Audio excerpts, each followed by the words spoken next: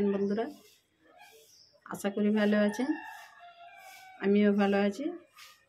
আজ আবারও চলে এলাম সানা কিচেনে নতুন একটা রেসিপি নিয়ে, দই পাঙাশ।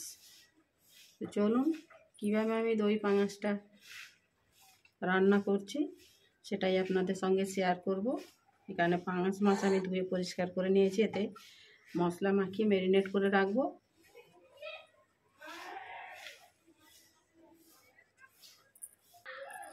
লবণ দিয়ে দেব, মাছের পরিমাণ অনুযায়ী লবণ দেব, হলুদ দেব,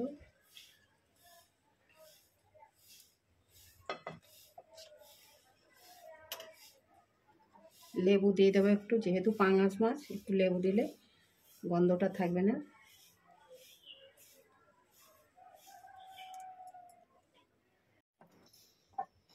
হলুদ লঙ্কা লেবুর রস দিয়ে মাখিয়ে এটাকে আমি 10 মিনিটের জন্য রেস্টে রেখে দেব, আর একটা মশলা বানিয়ে নেব।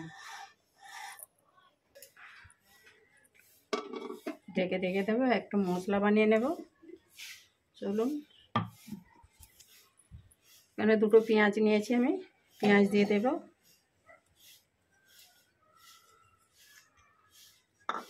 দুটো বড় সাইজ টমেটো নিয়েছি, দিয়ে দেব।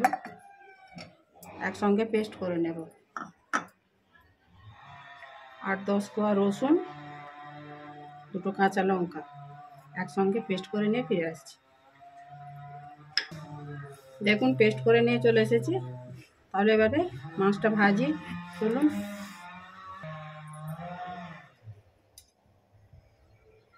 দেখুন কড়াই তেল বসিয়ে দিয়েছি, এবারে মাছগুলো ভেজে নেব।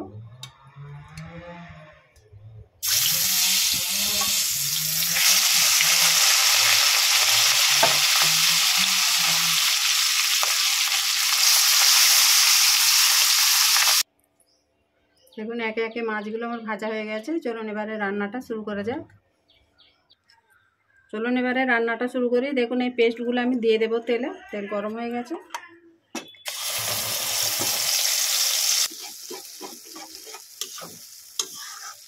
এভাবে আমি মশলাটাকে বেশ কিছুক্ষণ কষিয়ে নেব, তারপর একে একে আমি মশলা অ্যাড করব।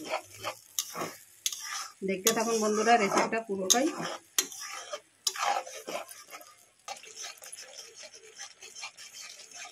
এক এক করে গুঁড়ো মশলাগুলো দিয়ে দেবো।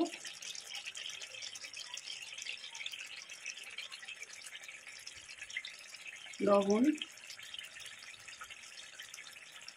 লঙ্কা গুঁড়ো, হলুদ গুঁড়ো, জিরে গুঁড়ো, ধনে গুঁড়ো।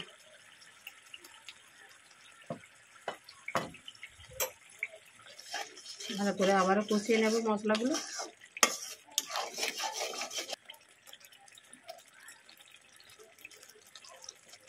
আদা রসুনের পেস্ট,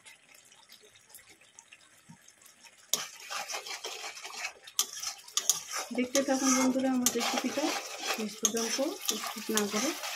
কীভাবে আমি দই পাঙাশ রেসিপিটা রান্না করছি আপনারা অবশ্যই বাড়িতে ট্রাই করে দেখবেন।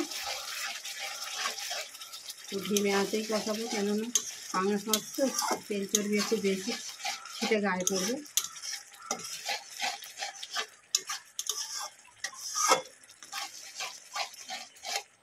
ভালো করে মশলাটা কষানো হয়ে গেছে।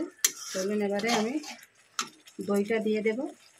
দই আমি এখানে ফেটিয়ে রেখে দিয়েছি।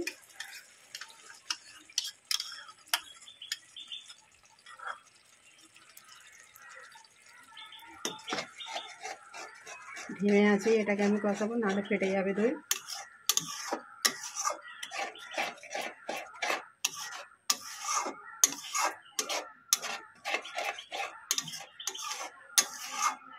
মশলার কালারটা দেখুন কত সুন্দর হয়েছে।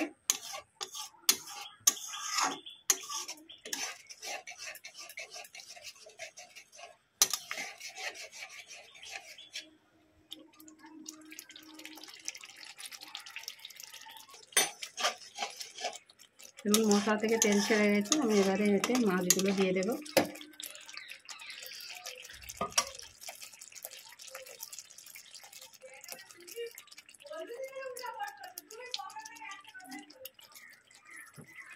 বাটি ধোয়া এই জলটা দিয়ে দেবো আমি, একটু তো ঝোল রাখবো মাখা মাখা করে।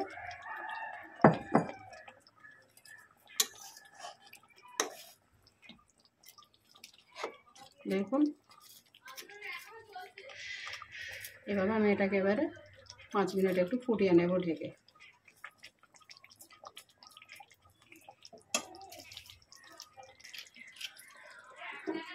পাঁচ মিনিট একটু ফুটিয়ে নেব। 5 মিনিট পর ফিরে এলাম বন্ধুরা। দেখুন